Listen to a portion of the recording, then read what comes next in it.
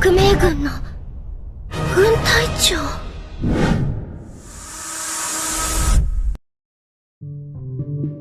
Halo Nakamasa. Karasu merupakan salah satu komandan pasukan revolusi. Banyak fakta dan informasi yang menarik.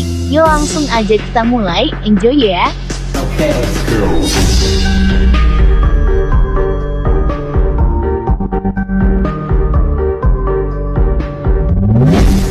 Pasukan revolusi adalah kelompok non-bajak laut yang menjadi incaran pemerintah dunia.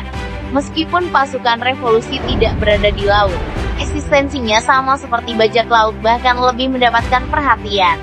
Sama seperti dalam sebuah kru bajak laut, ada berbagai divisi yang dikepalai oleh satu orang pemimpin. Sabo merupakan salah satu contoh nyata dari pemimpin kelompok di pasukan revolusi. Namun, tentunya tidak hanya Sabo yang ada di sana. Kita juga mengenal sosok Emporio Ivankov, dan yang paling misterius adalah Karasu. Karasu merupakan pemimpin pasukan revolusi untuk bagian utara, dan juga merupakan salah satu yang terkuat di organisasi tersebut. Karasu adalah seorang pria jangkung berotot dan botak yang memakai setengah dari wabah dokter topeng atau pagar doktor di wajahnya, yang bertindak sebagai pengeras suara. Dia memakai mantel bulu gelap terbuka mirip dengan yang dikenakan oleh bajak laut binatang buas, yang membuat dadanya terbuka, celana gelap, dan selempang di lehernya. Pakaian keseluruhannya memberinya tema dan penampilan seperti burung gagak. Dan Karasu sendiri berarti gagak dalam bahasa Jepang.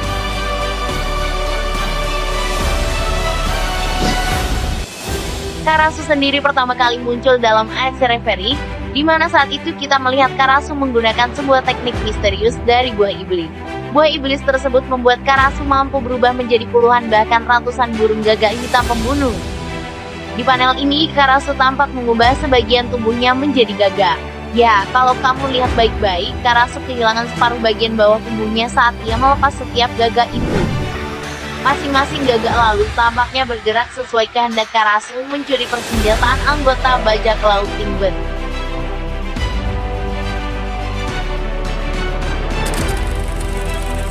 Walaupun kita tahu Karasu merupakan pengguna kekuatan buah iblis, tetapi para fans memperdebatkan apakah Karasu merupakan seorang pengguna Zoan atau Paramecia. Dengan transformasi burung, seharusnya anggota pasukan revolusioner yang satu ini bertipe Zoan. Namun sejauh ini pemakan buah iblis burung seperti Vel hanya berubah menjadi manusia burung, bukan sekumpulan burung gagak. Jadi penasaran juga ya sebenarnya kemampuan penuh Karasu itu seperti apa. Mungkin nanti Oda akan lebih menjelaskannya buah jenis apa yang sebenarnya Karasu makan. Eiichiro Oda memunculkan fakta menarik mengenai buah iblis Katakuri yang bernama Mochi Mochi no Mi. Terungkap di One Piece 1047 kalau buah iblis Katakuri ternyata bertipe Paramecia spesial. Itu menjadikan Mochi no Mi satu-satunya tipe Paramecia spesial di dunia. Hal inilah yang kemudian membuat para fans berasumsi bahwa ada kemungkinan buah iblis Karasu seperti demikian. Entah Zoan spesial atau Paramecia spesial seperti halnya Katakuri, dan tentunya sangat langka. Seringkali, para gagak Karasu tersebut dijadikan sebuah alat transportasi. Ini juga menegaskan kalau di episode 738, Karasu sebenarnya sudah tampil.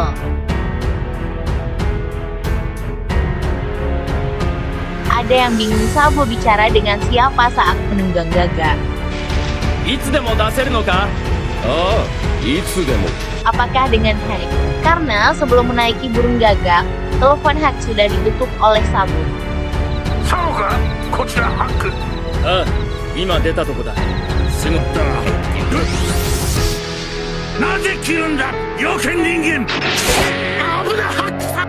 Setelah episode 880, jelas kalau sebenarnya Sabo memang bicara dengan Karasu yang mengubah seluruh tubuhnya menjadi gagak. Selain itu, pada episode sebelumnya pun bahkan Karasu sudah tampil.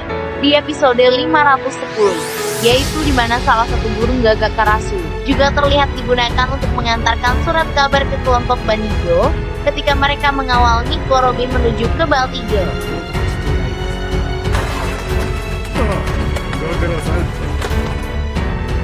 Namun kemampuan lain dari Karasu sendiri sebenarnya masih belum diperlihatkan bahkan sampai saat ini.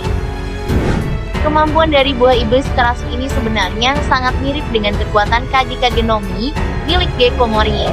Karasu mampu merubah tubuhnya menjadi sekelompok burung gagak hitam yang mana membuat dia mampu berpindah dari satu tempat ke tempat lain dengan mudah. Hal ini membuat dia sulit untuk diserang.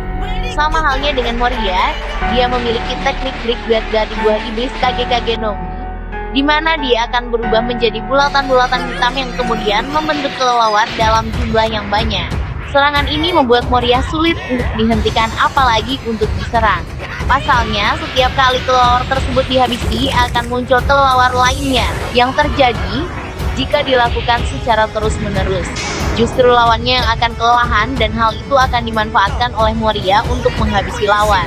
Selain bisa menjadi pengalih perhatian, teknik Brick-Blade pun bisa membuat Moria kemudian membuat tiruannya yang disebut sebagai Doppelman. Tentunya akan sangat menarik untuk kita bisa melihat bagaimana kemampuan sebenarnya dari Karasu. Mungkin pasca Arsuano, Oda Sensei akan mulai menghadirkan lebih banyak peran dari pasukan revolusi dalam ceritanya. Dengan begitu, kita akan lebih mengetahui tentang kelompoknya ataupun juga mereka yang ada di dalamnya, termasuk Karasu dan kekuatannya.